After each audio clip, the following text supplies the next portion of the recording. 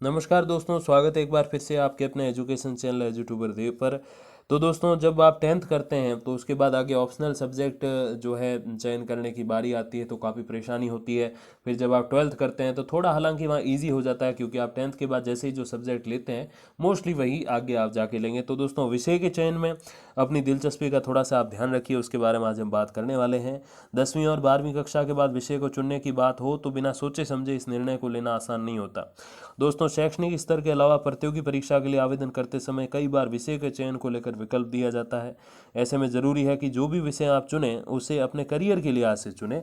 और दोस्तों, मैं अपना ही अगर जो है भूतकाल की बातें बताऊं तो बहुत सारी बार मुझे नौकरी के लिए काफ़ी तरसना पड़ा था, जब क्योंकि मुझे पता ही नहीं था, मेरा मार्गदर्शन करने वाला कोई नहीं था कि मुझे कौन सा सब्जेक्ट लेना चाहिए, कौन सा नहीं लेना चाहिए, कौन सा लेने के बाद मुझे आगे जो है फ्यूचर में थोड़ा सा ईजी रहेगा गवर्नमेंट सर्वेंट बनना, और कौन सा लेके मुझे जो है आगे काफ़ी मेहनत और ज़्यादा करनी पड़ेगी।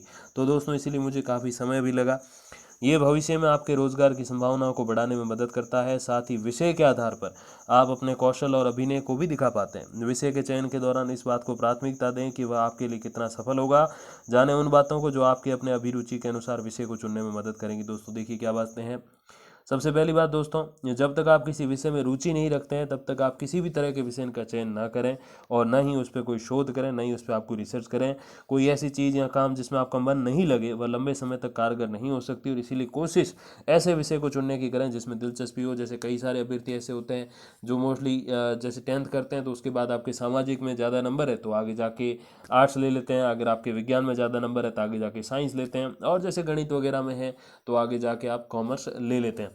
तो दोस्तों, इसके अलावा भी जो अगर मैं बात करूं तो आपको खाली वो नंबर ही नहीं देखना चाहिए, आपने कितनी रुचि, कितनी मेहनत और कितनी लगन के साथ वो नंबर लाए हैं, कितने आपने अपने जो कहते हैं ना कि मनो इच्छा के द्वारा पढ़ पढ़ के आपने वो जो है नंबर लाए हैं, उस बेस पे आपको चुनना चाहिए। अगर आपने जो है विज्ञान के लिए बहुत मेहनत की, बहुत सारी मेहनत के बाद वो नंबर आए, जबकि आपकी वो इच्छा नहीं थी कि अब मेहनत करनी करनी इसलिए की है, तो आप आगे जाके साइंस ना लें। बल्कि आपने अगर मन से मेहनत की है, दिल से की है, कि आपको अच्छी लगती है, उस मेहनत में भी आपको रुचि लगी, मेहनत में भी आपको अलग आनंद मिला, तो बस उसी के लिए आप आगे जाके साइंस लीजिए। जैसे कई सारे अभ्यर्थी जो हैं जिनको सामाजिक में हिस्ट्री वगैरह जो होती है, पॉलिटिकल ज्योग्राफी, वो पढ़ने में बड़ा आनंद आता है, तो आगे जाके जो आनंद के बेस पे, जो रुचि है उसके बेस पे आगे जाके आपको सब्जेक्ट लेना चाहिए, और उसी बेस पे आगे आपको जो है सलाह भी लेनी चाहिए। जैसे हमारे जैसे कुछ थोड़े बहुत अनुभवी जो थोड़े बहुत से लोग हैं, ज़्यादा तो मैं नहीं कहूँगा अपना कुछ, लेकिन उनको जो है आप जाके पूछ सकते हो। कमेंट्स बॉक्स होते हैं, वहाँ आप जाके कमेंट कीजिए कि सर हम कौन सा सब्जेक्ट लें, ये मेरी रुचि है, क्या क्या आगे करें। नहीं तो हमें तो कोई सलाह देने वाला नहीं था, तो हमें तो काफ़ी ठोकरें लगी। बट आपके पास आजकल यूट्यूब है और भी वेबसाइट्स वगैरह जो हैं, ऐप्स हैं, तो उस पर आप पूछिए ज़रा, तो थोड़े से वो जो एक्सपीरियंस लोग हैं वो आपको बता सकते हैं इस बारे में। तो जो रुचि है उस बेस पे लीजिए। बाकी नंबर्स जो है वो पढ़ेंगे तो आप बिना रुचि के भी थोड़ा बहुत तो हो ही जाएगा उसमें, लेकिन रुचि किस में है उस बेस पे आपको जो है सब्जेक्ट चुनना चाहिए। दोस्तों, ऐसा विषय चुने जो व्यवहार्य हो। वैसे तो दुनिया भर में कई महान विषय मौजूद है, लेकिन कुछ ऐसे हैं जिसमें अन्य की तुलना में अपार संभावना है। विषय को चुनने के दौरान इस बात का निर्णय लें कि वो आपकी सीमाओं में है या नहीं। तो जैसे मैंने बताया कि कई सारे ऐसे विषय हैं जिसमें आप बहुत मेहनत करते हैं तब नंबर आते हैं, और कई सारे ऐसे विषय हैं जहाँ पर आप कम मेहनत में अधिक नंबर ला सकते हैं। तो हमेशा उसी को चुनें जहाँ मेहनत आपकी ठीक ठाक हो, लेकिन नंबर उससे आप बढ़ा के ला सकें, तभी हो। वरना बहुत मेहनत करके, बहुत परेशानी उठा के तो फिर हर एक सब्जेक्ट में भी नंबर लाए ही जा सकते हैं, ऐसा कोई इम्पॉसिबल तो नहीं होता। बट यही आपको वहाँ पे ध्यान रखना है कि किसमें आपकी रुचि ऑटोमेटिक पैदा हो रही है। तो रुचि वाला जो सब्जेक्ट होगा, तो आप आज 15 साल के हो, आगे कल 20 25 30 के हो जाओगे तो भी आप उसको पढ़ पाओगे, उसको तैयार कर पाओगे, और गवर्नमेंट जो सर्विस के जो एग्ज़ाम होते हैं उसमें जा पाओगे।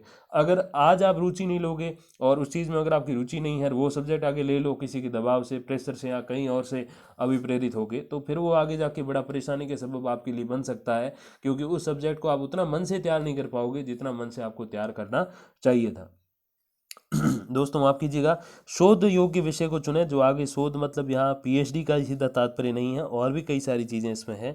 शोध की शुरुआत के दौरान ज़्यादातर लोगों के दिमाग में एक अंतिम लक्ष्य होता है। एक अकादमिक होने के नाते हर कैंडिडेट को अपना शोध प्रकाशित करवाना चाहता है। आमतौर पर अनुसंधान एक दर्शक समूह के लिए लिखा और किया जाता है। ऐसे में विषय का चयन करते समय ध्यान दें कि आपके दर्शक कौन है, और दर्शक न समझे तो विषय न चुने। तो यहाँ सीधी सी दोस्तों छोटे शब्दों में बात लिखी है, बट इसका तात्पर्य जो है वो यही है कि आप जब भी सब्जेक्ट चुने तो आपका रुचिकर सब्जेक्ट ही चुने। चुने, गैर रुचिकर ना चुने, क्योंकि रुचिकर से आगे है कि जैसे आपको गवर्नमेंट सर्वेंट बनने के लिए काफ़ी ज़्यादा पढ़ना पड़ेगा, मेरी बात मानिए आप, तो उसमें आपको डेफिनेटली वही सब्जेक्ट लेना चाहिए जिसमें आपकी अच्छी खासी रुचि हो।